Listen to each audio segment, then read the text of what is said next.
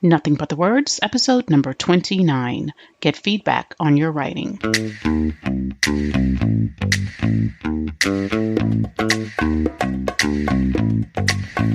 Welcome to Nothing But the Words, the podcast that gives you everything you need to know to write a phenomenal book. Now here's your host, your author coach, Candace L. Davis. Hey there, and welcome to Nothing But the Words. I'm your author coach, Candace L. Davis. This week, I started working with a coaching client who has already written about 70% of her next book. She's already written a book before. This will be her second one. We have worked together in the past, and I really love working with her, so I was excited to hear from her again. She reached out for author coaching because she wants verification that she's on the right track. She wisely made it very clear that she's not looking for validation. She doesn't need validation from me. What she meant was that she doesn't need anyone, including me, to declare her and her book worthy. She doesn't need personal validation. She doesn't need professional validation. She knows her worth, and she recognizes the value of her experience and her ideas. She just needs a professional to verify that the structure of her book is sound, the ideas flow, the concepts are well communicated, the stories are well told. That attitude, a willingness to learn and grow, is what makes it, I will say, easy. Maybe for her it's not easy, but she makes it look easy. It's what makes it easy for her to receive constructive feedback and apply it to her book. Now, if you're publishing with a traditional publisher, you will be assigned an editor, and that editor is going to give you feedback on your book. Believe me, the publisher is invested in your book being a success. Any publisher who gives you an advance on your book is gambling on the idea that your book will sell, that readers will want it, that it will make them money. And so their editor is there to help you make the book the best it can be. And I'm not talking about the copy editor, which is also going to be an important part of the process. The book editor assigned to your book, typically the person who purchases your book, is going to give you feedback on what you produce. And that's a great thing. If you work with a great editor, there's nothing like it. It's just a really wonderful process because you have someone who's on your team and really there to help you make your book the best it can be. But if you're self-publishing, how do you get feedback on your work?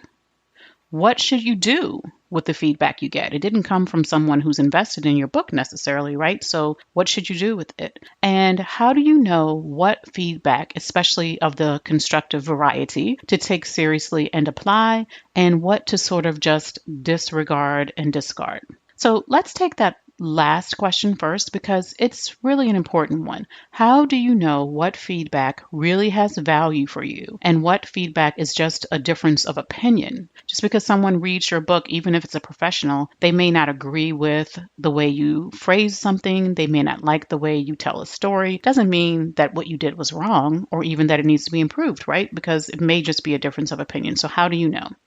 Well, constructive feedback has value when it comes from someone whose opinion or whose expertise you actually trust. So if you've paid an experienced author coach or an experienced editor for feedback, you should take it seriously. That being said, do your research before you hire an author coach or before you hire an editor so that you know you're getting someone whose opinion you can take seriously. That does not mean that you're going to make every change this person suggests. It does mean that you will honor the work that she puts into reviewing your content by considering the suggestions. You'll take them seriously because you trust that she takes her job seriously. Feedback also has value when it comes from your intended audience. So I often recommend that my clients, especially first-time authors, send their finished manuscripts before they go to editing, send the finished manuscripts to beta readers. So you should have a beginning, a middle, and an end before you get to this step of the process. Your book should be as complete and as well written as you can make it without going to editing first. So beta readers are people who volunteer. They don't get paid for this necessarily, although it is lovely to reward them with a copy of your book or a mention in your book, something of that nature. But they volunteer to read over your work and give you feedback. They are not necessarily authors, and they don't need to be. They're not editors or professionals in the publishing industry, and they don't need to be. They are people in your intended audience. The people who you would want to read your book. They can give you their response to your book from the point of view of the people you want to sell your book to. So if you send your science fiction novel to a beta reader who only reads political biographies, for example, then you might not get the kind of feedback that can be particularly helpful for you because this person doesn't read in your genre. So take feedback from people in your intended audience. Your beta readers should be people who read books and people who read in the same genre that your book is written in. Feedback also has value when the same feedback comes from multiple sources. So if all of your beta readers think your book needs a stronger ending, for example, there might be something to that. Take it seriously if 3 out of 3 people who you sent your book to and who you trust as readers think that you need to add a stronger conclusion to your book.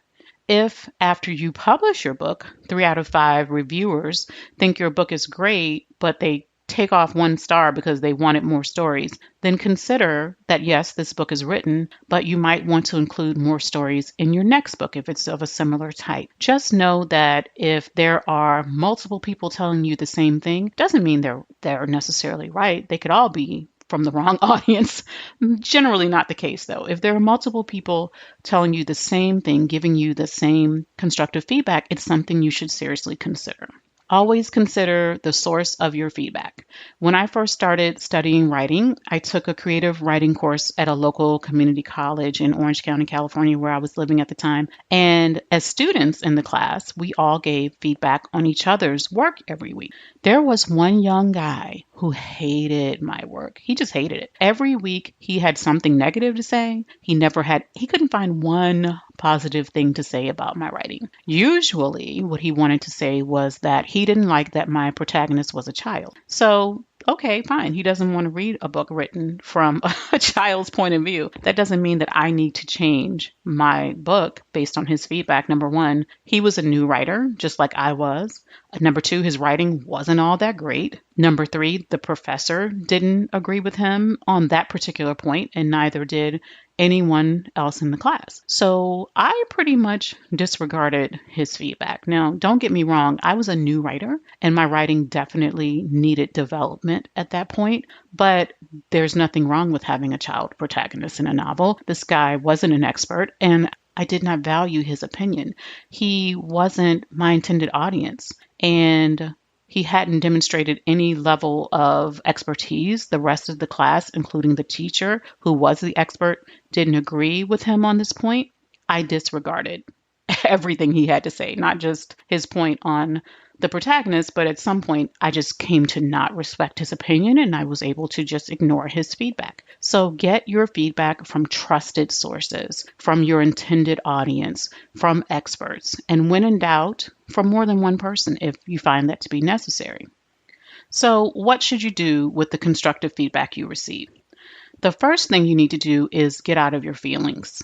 Seriously, if you have invested months or even years in writing your book, even the smallest criticism can hurt your feelings. Trust me, I have been there. In a writing workshop, I once wrote this very dramatic scene. It was a novel, and I wrote this dramatic scene, and I put all my dramatic effort into it, and I felt like, oh, people are going to be moved by this scene. And when I read it in the workshop, everybody laughed. They thought it was hilarious. And obviously it was hilarious, although that wasn't my intention. And I needed that feedback, right? Because I didn't want to put the book out into the world producing an end result, which was the opposite of what I wanted to create. But it did hurt my feelings when I initially got that feedback. It's like someone telling you your newborn baby looks like a little old man and she's a girl. It hurts your feelings. So let it hurt and then take a step back. If you trust the source, you still need to assess the feedback. Will it make a material difference to your book if you implement that feedback? Some changes you just aren't going to make, regardless of who they come from. They won't make sense for you. They won't make sense for your vision for your book, and that's okay. So, for example, if you intentionally wrote a short book and the expert suggests that you should double the word count, that's a no. You wanted to write a short book. Other changes are an obvious yes. If you changed your philosophy halfway through the book, then yeah, you need to fix that. Other feedback you might not be so sure about. In that case, you can always get a second opinion, especially if you haven't checked with an expert yet, with a professional. But before you do that, I suggest you try out the feedback. try implementing the suggestion. Just seeing it on the page could make the difference for you. It could help you make the decision as to whether or not this is a good change for you to make. Finally, let's tackle the question I started with. As a self-published author, how can you get feedback on your writing? Well, I absolutely recommend author coaching. You won't be surprised to hear. It's what I do, and I do it because I really believe in it. It's a great way to get feedback as you're writing your book. I also offer content review, so you can get feedback on your entire manuscript if you've already finished writing it. You can find out more about my one-on-one coaching and review services at CandiceLDavis.com/author services. But I also highly recommend writers' workshops. The best feedback I've gotten as I learned to write like a professional came from participating consistently in writers' workshops. The important thing there was that the workshop leader was really great, not only as a writer, and I work with several different ones. I'm thinking of one in particular, but they were all fantastic in their own ways. The workshop leader was really great as a writer, but also at giving constructive feedback. She could easily identify what you were doing well, what your strengths were. She could identify what your weaknesses were and how you could shore those up or make up for them in some way. And she ran a very organized and structured workshop. She also had taken the time to curate the members of the workshop. So she had chosen people who had all achieved a similar level of proficiency in our writing. She had chosen people who had something to contribute and were willing to give feedback they didn't come there with selfish motives. They came to the workshop, yes, to benefit themselves, but also because they wanted to help everyone else. Everyone there had something to contribute. I also recommend writing classes, especially if you're at the beginning of your journey. If you're a new writer, if you know you haven't yet developed the strongest writing skills in the world, maybe you were a great writer in high school and college, and you just haven't been using those skills in a while, a writing class can really help you get those basics in check and give you some constructive feedback so you can get better really quickly. If you're with a lot of new writers, though, they might not be able to give you the best feedback in class, but that's okay because a great teacher can make up for that. A great teacher can give you all the feedback you need as a beginner. You can find those kinds of classes at community colleges. You can find them tons of places online now, so they are readily available for you and a good resource for you to be able to get feedback on your writing. There is no way to become a strong writer or to write a great book that will make a difference for you, for your business, and for your readers without getting feedback, without learning from constructive feedback, without being willing to apply constructive feedback. That's how we grow. It's how we create our best work. It's how we publish books we can be proud of, even years from now when we look back on our writing and on our body of work. Be open to receiving constructive feedback from the right sources. Decide what it's worth and apply what makes sense to apply. Learn from it. And as a footnote to this whole episode, this episode has been about constructive feedback and why it's important, and it very much is. But if you want to grow as a writer, you also need to be willing and able to accept and apply positive feedback. That can make a huge difference for you as well, but that's a topic for another episode. If you've enjoyed this episode, I'd really appreciate a great review on Apple Podcasts or wherever you listen to podcasts. Reviews aren't just warm and fuzzies, although they are that. They also are a great way to help people, more listeners, find the show and help me reach my goal of helping many, many more people write world-class books. Thanks for listening to Nothing But the Words. I'm your author coach, Candice L. Davis, and I'll see you next time.